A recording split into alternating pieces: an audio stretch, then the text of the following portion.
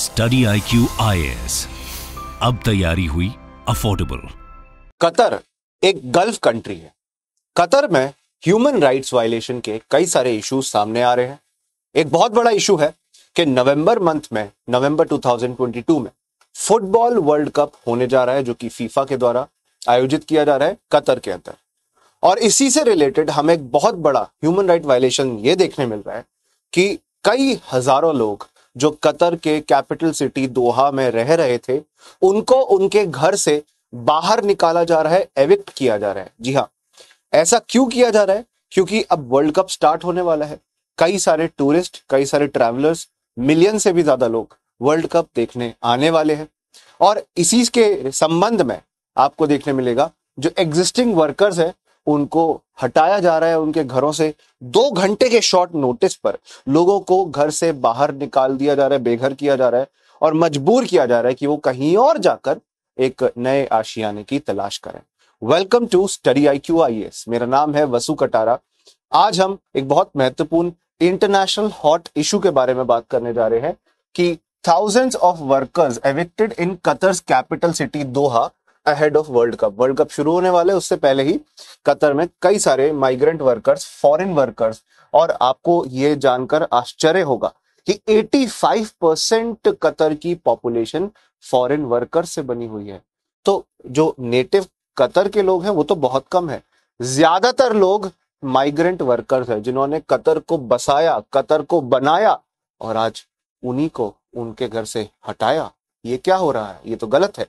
तो basically international level पर बहुत ज्यादा मांग उठ रही है कि जांच की जाए कि ये जो फॉरेन वर्कर्स को उनके घरों से हटाया जा रहा है, दूर भेजा जा रहा है ताकि वहां पर टूरिस्ट आ सके और रह सके, ये गलत है, ह्यूमन राइट्स के खिलाफ है। आप जरूर मेरे टेलीग्राम ग्रुप पर मेरे साथ कनेक्ट हो सकते हो। वसु कटारा स्टडी IQ मेरा टेलीग्राम यूजर आईडी है।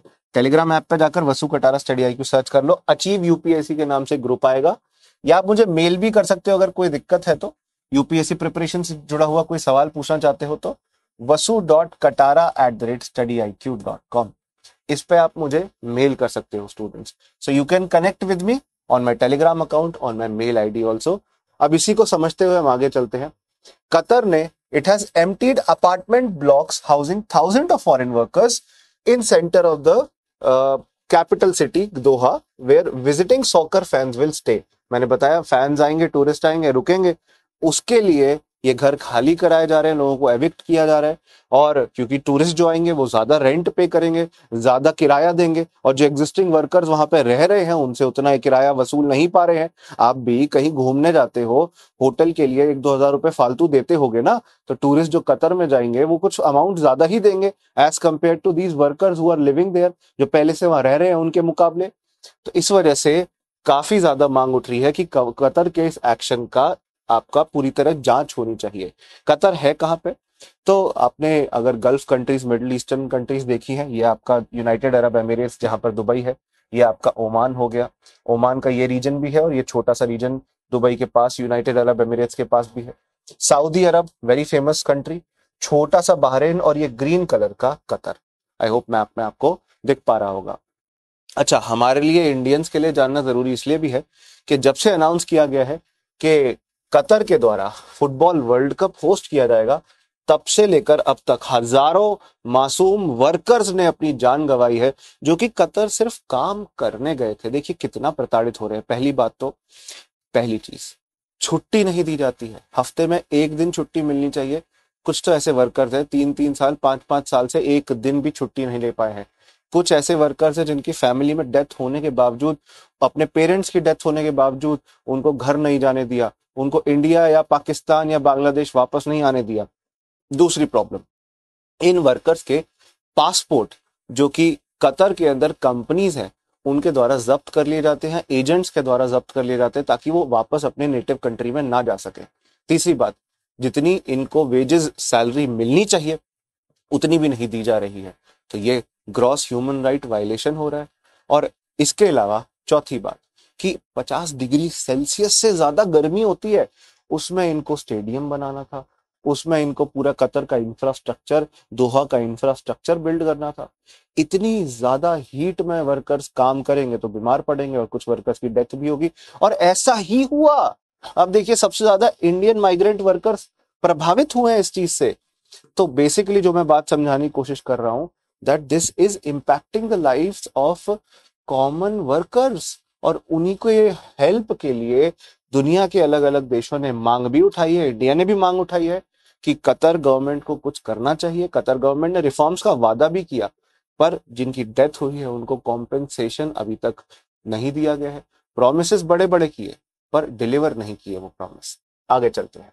They said more than a dozen buildings have been evacuated. दर्जन भर से ज्यादा बिल्डिंगें खाली करा दी जा रही हैं।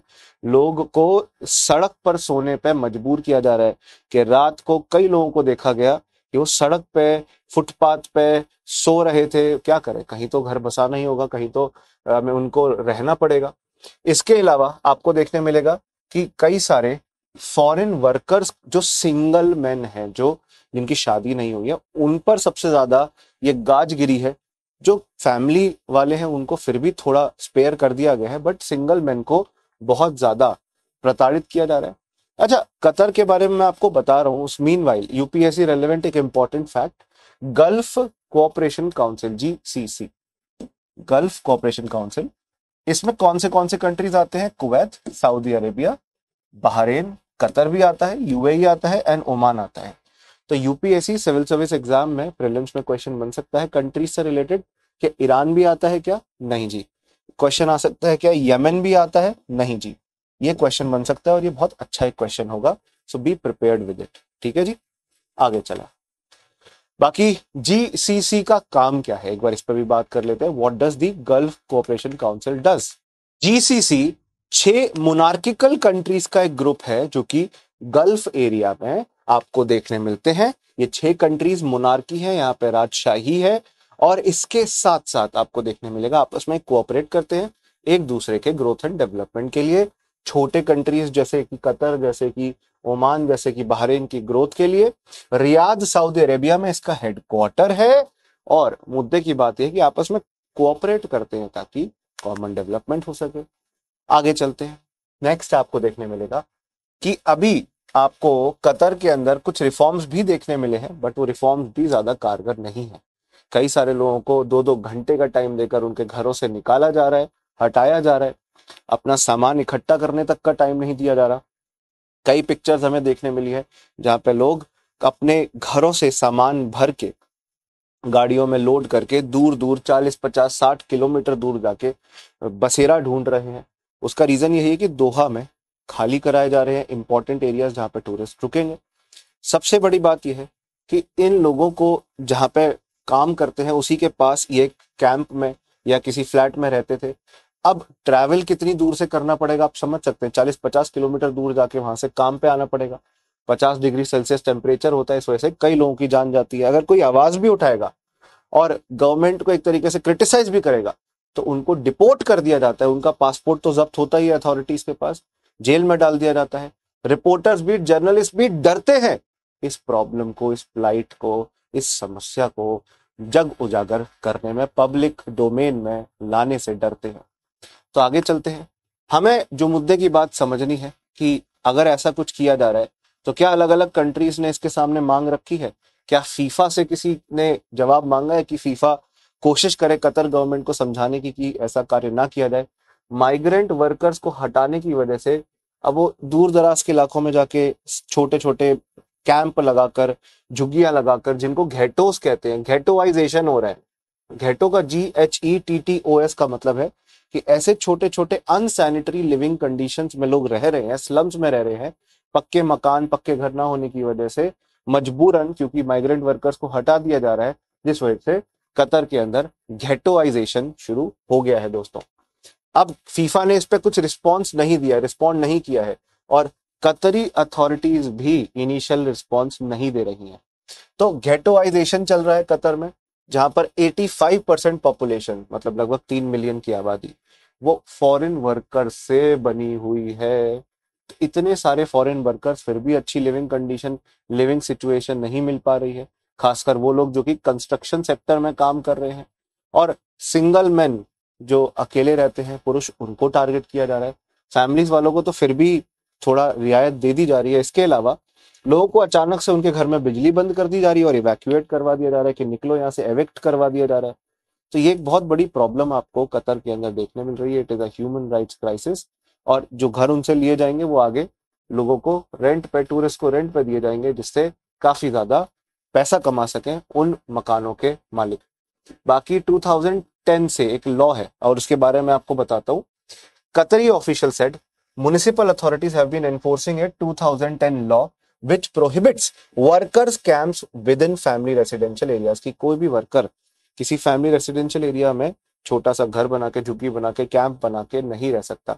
पक्के मकान होंगे, मेक शिफ्ट हाउसेस, जो कच्चे मकान होते हैं वो नहीं चल सकते। ऐसा एक म्युनिसिपल लॉ है कतर में। इस वजह से किसी भी फैक्ट्री साइट, कंस्ट्रक्शन एरिया या इंडस्ट्रियल साइट के पास लोगों को मकान बनाने का मौका नहीं मिल पा रहा, कि मेक शिफ्ट हाउस भी नहीं बना सकते, दूर दराज के इलाकों में जाके रहना पड़ रहा है। उसके अलावा कई सारे लोगों को डिपोर्ट कर दिया जा रहा है, जो जैसे कीनिया से, इंडिया से, कई सारे और एशियन, अफ्रीकन कंट्री से ही ज्यादातर माइग्रेंट्स है। उनको जबरदस्ती वापस भेज दिया जा रहा है अगर उनका काम पूरा हो चुका है। कई कई लोगों को तो सालों से सैलरीज भी नहीं दी गई है और उन्हें ऐसे प्रताड़ित करके वापस भेज दिया जा रहा है। This is what various people have reported, जो जानकारी मिली है हमें। तो बस मुद्दे की बात यह है कि कतर के अंदर माइग्रेंट वर्कर्स को बहुत ज्यादा प्रताड़ना, डिस्क्रिमिनेशन का सामना करना पड़ रहा है। Shame on the Qatar government. Time है उनके पास, वो रिफॉर्म करें, वरना कोई भी माइग्रेंट कतर में जाने से डरेगा। और ये कंट्रीज जो कि मिडिल ईस्ट के अंदर हैं, गल्फ कंट्रीज हैं, ये माइग्रेंट पावर से ही बसी हैं। माइग्रेंट्स ने ही इन इकोनॉमी को बढ़ावा दिया है और ग्रोथ एंड डेवलपमेंट के रास्ते पे ले गए हैं। तो तुरंत इन्हें रिफॉर्म लाने चाहिए। अभी देखिए क्या हुआ था, इंडियन वर्कर्स की काफी डेथ हो रही थी, इस वजह से इंडियन अथॉरिटीज ने कतर को बोला भी, इंडियन एडमिनिस्ट्रेशन ने, फॉरेन अथॉरिटीज ने बोला भी कि तुरंत रिफॉर्म करें। उस पर supreme committee for delivery and legacy, जो कि मेन ऑर्गेनाइजेशन है वर्ल्ड कप को मैनेज करने की, उसने इस पर कोई जवाब भी नहीं दिया, कोई प्रतिक्रिया भी नहीं दी। It was silent on the issue of compensation for the people who died. जिन लोगों की डेथ हो गई है उन लोगों को मुआवजा मिलेगा नहीं मिलेगा, इस पर इन्होंने कोई बात ही नहीं करी, ना ही कोई चर्चा करी कि एक्चुअली लोगों की डेथ हुई किस वजह से है, ये इंडियन माइग्रेंट वर्कर्स की डेथ हुई किस वजह से है। Any country which has been formed on the bed rock of migrant workers should ensure that the workers are treated respectfully, कि जिम्मेदार तरीके से, इज्जतदार तरीके से माइग्रेंट वर्कर्स का ध्यान रखा जाए। ये जिम्मेदारी है कतरी गवर्नमेंट की। Thank you, good luck to all of you students. आप studiiq.com पे आकर हमारे लाइव कोर्सेज का पार्ट बन सकते हैं। देखिए एक्चुअली क्या है, 31 अक्टूबर को जो 2023 का हमारा लास्ट फाउंडेशन बैच है वो स्टार्ट होने जा रहा है, आखिरी फाउंडेशन बैच शुरू होने जा रहा है। तो आपको शीघ्र अतिशीघ्र, जल्दी से जल्दी इस बैच में जुड़ना चाहिए। studiiq.com वेबसाइट पर विजिट करना चाहिए। बैच 7 लास्ट फाउंडेशन बैच है, ज्योग्राफी की क्लासेस स्टार्ट हो भी चुकी है। जितना लेट करोगे उतना लेट जुड़ोगे और उतना अपना नुकसान कर बैठोगे। इसमें लाइव क्लासेस 900 आवर्स से ज्यादा, recorded lectures, hand written notes, इसके साथ साथ मटेरियल रिवीजन के लिए वन ऑन वन मेंटरशिप जो आपको बाकी जगहों पर नहीं मिलेगी। इसमें एक्सपर्ट्स जो कि खुद यूपीएससी एग्जाम दिए हैं, प्रीलिम्स, मेंस, इंटरव्यू स्टेज तक पहुंचे हैं, वो आपको गाइड करेंगे, एक सारथी के तौर पर आपकी सहायता करेंगे, ताकि आप सिविल सर्विस एग्जाम में वो मिस्टेक ना करें जो उन्होंने करी। जो सीखे हैं वो अपनी लर्निंग से वो आपको दे सकते हैं ज्ञान के तौर पे। ज्ञानवाणी सेशन होंगे, retired and working IAS officers आपसे इंटरेक्ट करेंगे, आपसे चर्चा करेंगे, आपको इंपॉर्टेंट एथिकल इश्यूज के बारे में समझाएंगे। तो इसकी क्लासेस स्टार्ट हो गई हैं। पहले प्रीलिम्स के लेक्चर्स कराए जाएंगे, फिर प्रीलिम्स होने के बाद मेंस का कवरेज कराया जाएगा, holistic comprehensive complete coverage 2023 UPSC exam, जिसमें लगभग 7 महीने का टाइम बचा है, उसके लिए है। तो 31 अक्टूबर लास्ट डे है। 2 साल के लिए कोर्स वैलिड रहेगा। 1 साल तक लगातार क्लास चलेंगी, शाम 6 बजे क्लासेस हुआ करेंगी। 24,499 का दिख रहा है पर इतना देने की जरूरत नहीं है आपको। आपको वसु लाइव कूपन कोड यूज करना है, VASU, वसु लाइव, LIVE, वसु मेरा नाम है, वसु कटारा लाइव, क्योंकि एक लाइव बैच है ये। Vasu live coupon code use करोगे तो 18,999 का आपको पड़ेगा ये कोर्स। This is the final price which you have to pay. So yes, this is the best way forward. UPSC preparation will be simplified, आसान तरीके से हो पाएगी, बाइलिंगुअल होंगी क्लासेस। जरूर जुड़िएगा और मिलते हैं आप सबसे हमारे बैच पर। मैं गवर्नेंस और एथिक्स के इंपॉर्टेंट एरियाज आपको पढ़ाऊंगा, मेंस के लिए गाइड करूंगा, and your selection will be ensured. अगर आप हमारे साथ जुड़ते हैं, हम आपके लिए पूरा प्रयास करेंगे ताकि आपको सिलेक्शन के रास्ते तक ले जा सके। Thank you, good luck, goodbye, जय हिंद, जय Bharat, good luck. Study IQ IAS, अब तैयारी हुई अफोर्डेबल।